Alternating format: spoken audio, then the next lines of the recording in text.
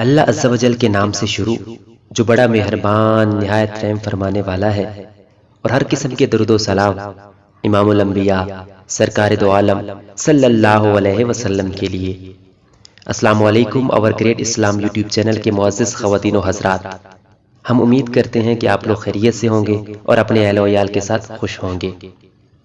جب میں گھر میں داخل ہوا تو دیکھا بیوی بیٹھی رو رہی ہے۔ کیا ہوا؟ میں نے پوچھا۔ آج اس نے بیوی کے کہنے پر پھر بڑھیا کو مارا ہے، اور اتنا مارا پھر وہ ہچکیوں سے رونے لگی۔ تمہیں کیا؟ وہ اس کی ماں ہے، تمہاری نہیں۔ اور پھر بڑھیا زبان چلاتی ہوگی۔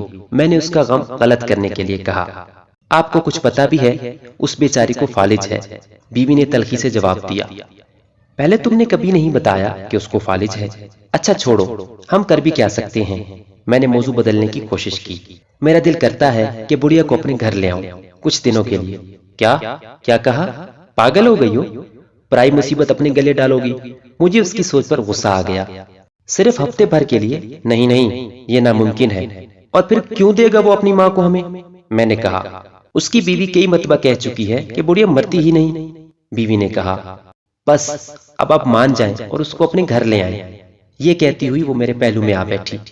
اچھا جی، اب اس بڑھیا کو گھر لانے کی ذمہ داری بھی مجھ پہ ڈال رہی ہو، اور یہ تو سوچو کہ تم اس کو سنبھال بھی لوگی یا نہیں۔ میں نے کہا، اپنے بچے تو ہیں نہیں، میں گھر میں سوائے ٹی وی دیکھنے کے اور کرتی ہی کیا ہوں؟ چلو وہ آ جائے گی تو میرا بھی دل لگا رہے گا۔ اس نے اداسی سے کہا، ہماری شادی کو 10 سال ہو گئے تھے مگر اولاد سے محرومی تھی۔ میں نے سوچا چلو بات کر کے دیکھنے میں کیا حرج ہے، کون سا وہ اپنی ماں ہمیں دینے پر راضی ہو جائے گا۔ اگر راضی ہو گیا تو؟ اگر وہ بڑھیا مستقل ہمارے گلے پڑ گئی تو؟ میں نے اپنے خدشے کا اظہار اپنی بیوی سے کیا۔ یہ تو اور بھی اچھی بات ہے، اس نے خوش ہوتے ہوئے کہا۔ اگلے ہی دن کافی سوچ بچار کرنے کے بعد میں اس کے گھر گیا۔ میں نے پلان کے مطابق اس سے کہا کہ میری بیوی فالج کا علاج قرآن پاک سے کرنا جانتی ہے اور آپ کی والدہ کا علاج کرنا چاہتی ہے۔ یہ سن کر اس نے کسی خوشی کا اظہار نہ کیا، لیکن میں نے اپنی بات جاری رکھی اور کہا کہ اس میں مسئلہ یہ ہے کہ آپ کی والدہ کو ہمارے گھر پر رہنا ہوگا، لیکن آپ فکر نہ کریں، ہم ان کا بہت اچھے سے خیال رکھیں گے۔ یہ سن کر اس کے چہرے پر شرمندگی اور خوشی کے ملے جلے اثرات پیدا ہوئے۔ اس نے تھوڑی سی بحث کے بعد اجازت دے دی۔ میں نے اٹھتے ہوئے کہا کہ علاج میں 15-20 دن بھی لگ سکتے ہیں۔ اس نے اور بھی خوشی محسوس کی اور کہنے لگا، سلیم صاحب، میں چاہتا ہوں کہ میری ماں ٹھیک ہو جائے، بھلے مہینہ ہی لگ جائے۔ اور یوں اماں مستقل ہماری ہو کر رہ گئیں۔ بڑھیا کی مناسب خوراک اور دیکھ بھال نہ ہونے کی وجہ سے حالت زیادہ خراب تھی۔ میری بیوی تو تن من دھن سے اس کی سیوا میں جٹ گئی۔ اس بوڑھی اماں کے لیے نئی چیزیں خریدی گئیں، بستر، کمبل، چادر اور کپڑے وغیرہ۔ اچھی خوراک اور خدمت کی وجہ سے اماں کے چہرے پر رونق آنے لگی تھی۔ پتہ ہی نہ چلا اور مہینہ گزر گیا۔ پہلے اس کی بہو ہر 2 دن بعد آتی رہتی، پھر 4 دن کا وقفہ ہوا، پھر ہفتہ ہونے لگا۔ اماں کو واپس لے جانے کی بات نہ اس نے کی اور نہ ہی ہم نے۔ دوسرے مہینے میں ایک ہی بار آئی، گھر کی مصروفیات کا رونا روتی رہی۔ تیسرے مہینے بعد اس نے آنا بند کر دیا۔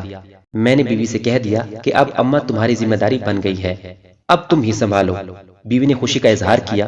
یہ غالباً 7واں مہینہ تھا کہ اس آدمی کو اس کی بیوی نے اپنے دوست کے ساتھ مل کر قتل کر دیا اور بعد میں وہ خود بھی پکڑی گئی۔ ادھر جیسے جیسے اماں کی توانائی بحال ہو رہی تھی، ویسے ویسے چہرے پر رونق اور مسکان بھی آنے لگی تھی، اور ساتھ ہی ساتھ میرا کاروبار بھی ترقی کرنے لگا تھا۔ ایسے لگتا تھا کہ مجھ پر دھن برسنے لگا ہو۔ سال بھر میں میری 3 دکانیں ہو چکی تھیں۔ تیسرے سال میں ہم تینوں، میں، بیوی اور اماں نے حج کی سعادت حاصل کی۔ گلستان جوہر میں 500 گز کا بنگلہ بھی خرید لیا اور وہاں شفٹ ہو گئے۔ اماں ہمارے ساتھ 7 سال رہیں۔ ہر پل ان کا ہمیں دعائیں دینے میں گزرتا اور ہم میاں بیوی خوشی سے پھولے نہ سماتے۔ عجیب کرامت یہ ہوئی کہ اماں کی برکت اور دعاؤں سے اللہ رب العزت نے ہمیں اولاد سے نوازا۔ آج وہ ہمارے درمیان نہیں ہے، مگر ان کی کمی ہمیں شدت سے محسوس ہوتی ہے۔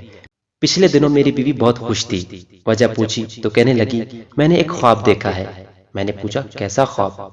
وہ کہنے لگی کہ میں نے دیکھا کہ محشر کا دن ہے اور سب حیران و پریشان کھڑے ہیں، ان میں میں بھی کھڑی ہوں، کہ اتنے میں اماں آئیں اور میرا ہاتھ پکڑ کر کہنے لگیں، منیرہ ادھر آؤ، میرے ساتھ تمہیں پل صراط پار کرا دوں۔ میں ان کے ساتھ چلی۔ ہم ایک باغ سے گزرے، تھوڑی دیر میں باغ ختم ہوا اور ایک بڑا سا میدان آ گیا تو اماں کہنے لگیں، بس ہو گیا پل صراط پار۔ میں حیران ہوئی تو وہ زور سے ہنسنے لگیں، پھر میری آنکھ کھل گئی۔ مبارک ہو بھائی، میں نے جواب دیا، بہت اچھا خواب ہے، مگر تمہیں میرا خیال نہ آیا۔ چلو خیر، ہمیں بھی کوئی نہ کوئی مل ہی جائے گا جو پل صراط پار کرا دے گا۔ آمین۔ بیوی نے جیسے دل کی گہرائیوں سے کہا، اور پھر میں نے اس کو یہ نہیں بتایا کہ ایسا حساب میں بھی دیکھ چکا ہوں۔ بس فرق یہ تھا کہ اماں نے میرا ہاتھ پکڑتے وقت کہا تھا، چلو تمہیں منیرہ کے پاس لے جاؤں، وہ پل صراط کے پار تمہارا انتظار کر رہی ہے۔